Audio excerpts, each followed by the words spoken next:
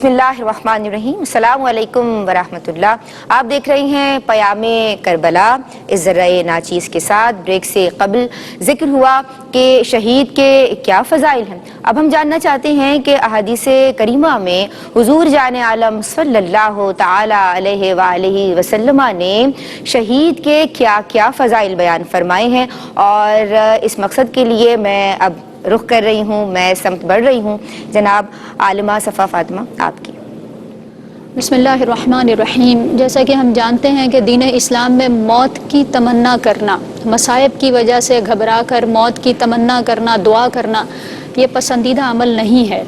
लेकिन जब हम शहादत की बात करते हैं तो ख़ुद नबी करीम अलैहिस्सलातु वस्सलाम ने ये दुआ अपने लिए भी मांगी है। जैसा कि फ़रमाया कि मुझे उस हस्ती की कसम जिसके कब्ज़ा कुदरत में मेरी जान है, मेरी तमन्ना है कि मैं अल्लाह रब्बुल इज़्ज़त की बारगाह में जिहाद करूं, फिर मारा जाऊं, फिर जिहाद करूं, फिर मारा जाऊं, और फिर जिहाद करूं, फिर मारा जाऊं, यानी शहीद हो जाऊं। गोया कि ये हुज़ूर अलैहिस्सलातु वस्सलाम ने ख़ुद तमन्ना भी बयान फरमाई, जिससे ज़ाहिर होता है कि नबी करीम अलैहिस्सलातु वस्सलाम की अहादीस मुबारका भी इसी जानिब इशारा कर रही हैं, जैसा कि कुरान करीम में शहादत के फ़ज़ाइल बयान किए गए। इसके अलावा हम ये देखते हैं कि शहादत से पहले अभी जब आप घर से निकले हैं, शहीद जब अपने घर से निकलने के लिए तैयारी करता है और अपनी सवारियों को तैयार करता है, सफ़ों को बराबर करता है, इनके भी फ़ज़ाइल बयान किए गए, जबकि अभी वह शहीद हुआ नहीं है।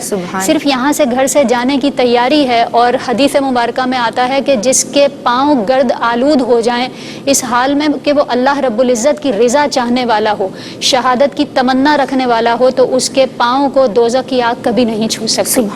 इसी तरह हज़रत अनस रज़ियल्लाहु ताला अन्हु से मरवी है कि आपने फरमाया कि जो शख्स शहादत की सच्ची तमन्ना और तलब रखता हो उसको शहीद की मिसल अजर दिया जाएगा, चाहे वो शहादत ना पा सके। गोया कि सिर्फ ये तमन्ना रखने वाला भी अल्लाह रब्बुल इज़्ज़त की बारगाह में किस कदर मुअज़्ज़म है, और अल्लाह रब्बुल इज़्ज़त उसको भी अजर से नवाज रहा है, उसको भी खाली हाथ नहीं रखा जाता, उसको भी अजर दिया जाता है।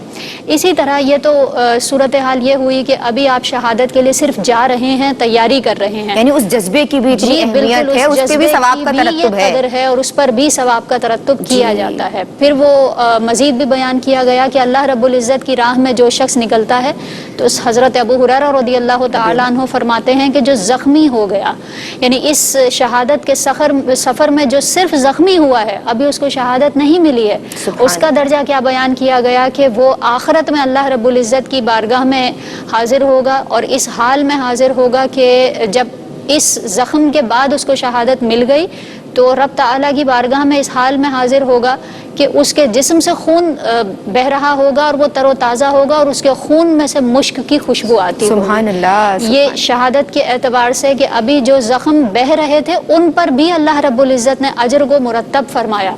फिर यही शख्स अगर शहीद हो जाता है तो रिवायात में आता है कि जो शख्स शहीद हो गया उसका मकाम और मर्तबा यह है कि उसकी रूह को जन्नत में परिंदों के जौफ में रखा जाता है, और कंदीलें उनके लिए आसमान पर लटकी हुई हैं, जिनमें ये जन्नत में सैर करती हैं इनकी रूहें जहाँ चाहती हैं, और फिर क़याम के लिए उन कंदीलों में आ जाया करती हैं। और अल्लाह रब्बुल इज़्ज़त फरमाता है कि इनसे जन्नत में ये भी सवाल किया जाता है कि मज़ीद तुम्हें किसी नेमत की तमन्ना है, मज़ीद किसी चीज़ की तलब है, तो इनकी तरफ से जवाब ये आता है कि हमें किसी चीज़ की तमन्ना नहीं। लेकिन जब बार बार ये सवाल किया जाता है तो इससे ज़ाहिर ये होता है कि अल्लाह रब्बुल इज़्ज़त की तरफ से इनसे जवाब मतलूब है रब ताला को। यही वजह है कि ये सवाल बार बार दोहराया जा रहा है।